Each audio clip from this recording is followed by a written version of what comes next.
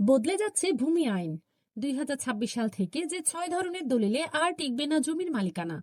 দেশের ভূমি ব্যবস্থাপনায় শৃঙ্খলা ফিরিয়ে আনতে এবং যুগ যুগ ধরে চলা জালিয়াতি ও মামলাজট কমাতে কঠোর অবস্থান নিয়েছে সরকার।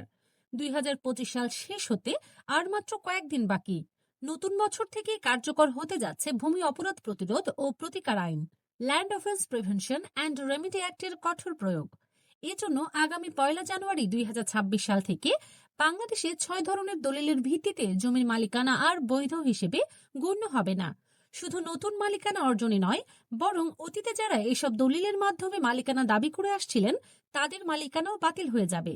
ভূমি মন্ত্রণালয় ও সংশ্লিষ্ট বিশেষজ্ঞরা বলছেন, ভূমি অপরাধ প্রতিরোধ ও প্রতিকার আইন ভূমি ব্যবস্থাপনার ডিজিটাল অটোমেশন এবং স্মার্ট ভূমি সেবা নিশ্চিত করতে এই বৈপ্লবিক পরিবর্তন আনা হচ্ছে।